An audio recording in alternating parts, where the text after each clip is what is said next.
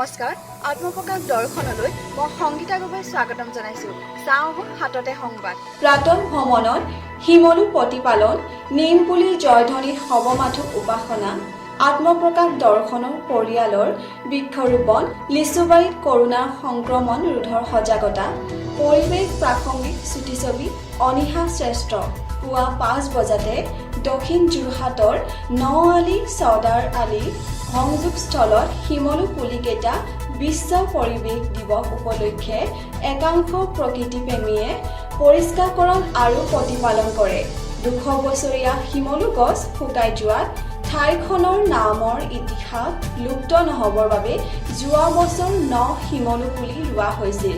প্ৰাতঃ ভ্ৰমণলৈ ওলাই আহি সেই পুলিকেইটা জীয়াই ৰখাৰ প্ৰয়াসেৰে প্ৰাকৃতিক সংস্থা নিমপুলিৰ অন্যতম প্ৰচাৰক সৃষ্টিপান বিনোদ গগৈ, যোৰহাট জিলা য়ং ব্ৰিগেড কংগ্ৰেছ সেৱা দলৰ সভাপতি বিকাশ গগৈ, ডাক্তৰ নবীন বৰদলৈ মহাবিদ্যালয়ৰ ভূগোল বিভাগৰ মুৰব্বী অধ্যাপক ৰাণাজিৎ গগৈ, আফ্ৰিকাত যুদ্ধজয়ী অৱসৰপ্ৰাপ্ত সৈনিক উত্তম কুমাৰ শইকীয়া আৰু আত্মপ্ৰকাশ দৰ্শনৰ বিশেষ সহযোগী শান্তনু গগৈয়ে পৰিৱেশ দিৱসৰ এই কাৰ্যসূচীত ভাগ লয়।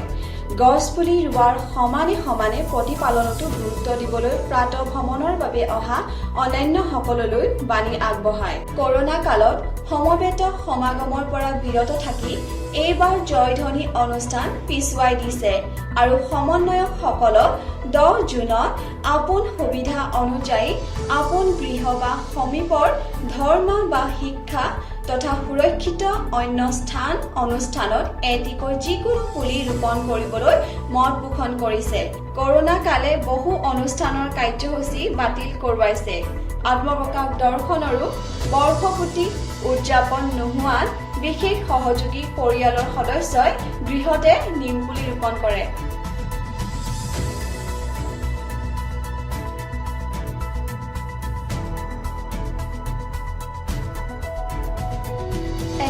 নং বাঘচুং চৰাইবাহী গাঁও পঞ্চায়তৰ এগৰাকী খণ্ড সদস্যা ৰেখা দাসৰ আহ্বানত ভিন্ন ক্ষেত্ৰৰ সীমিত প্ৰতিনিধিৰে হোৱা আলোচনা অনুসৰি বজাৰ, দোকান, বেংক আদি কৰোনা সংক্ৰমণ ৰোধৰ সজাগতামূলক অভিযান চলায়।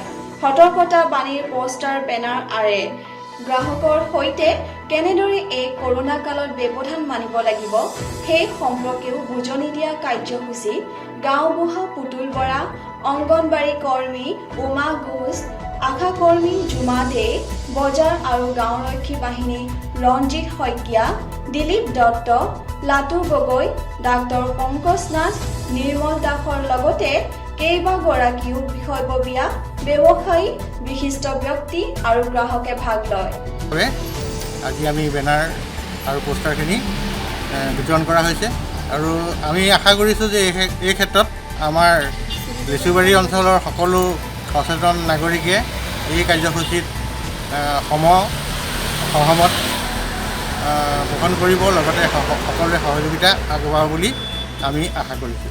পুলি ৰোপণেৰে প্ৰকৃতিলৈ অৱদান কোনে কেনেদৰে আগবঢ়ায় সেই প্ৰাসংগিকতাৰে ছাত্ৰ পূৰৱ শৰ্মা আৰু যুৱ মৃগাংক মাইনাই কাহিনী পৰিচালনা, সম্পাদনা, চিত্ৰগ্ৰহণকে ধৰি গুৰুত্বপূৰ্ণ ভূমিকাত ভাগ লোৱা চুটিছবি অনিশা ৰাষ্ট্ৰীয় বিদ্যালয় পৰ্যায়ত শ্ৰেষ্ঠ হৈছে।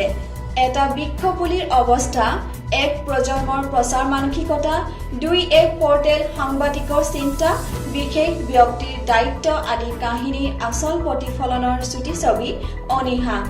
বিশ্ব পৰিৱেশ দিৱসৰ সংগতিৰে যোৰহাট কেন্দ্ৰীয় মহাবিদ্যালয়ৰ সৌজন্যত আয়োজন হয় এই প্ৰতিযোগিতা। মুঠ 45খন ছবিৰ মাজৰ পৰা শ্ৰেষ্ঠ পুৰস্কাৰ বুটলিবলৈ সক্ষম হোৱা চুটিছবি অনিশাৰ কাৰ্যকৰী প্ৰযোজক NJ প্ৰডাকশ্যনৰ Nayanjyoti Sharma, sound designer Mumbai সপোন শইকীয়া, অভিনয়ত ভাগ লয় সুৰুজ ড্ৰামা প্ৰডাকশ্যন ৱৰ্কছৰ শিল্পীসকলে। আজিৰ হাততে সংবাদ ইমানেই। চাই থাকে যেন আত্মপ্ৰকাশ দৰ্শন।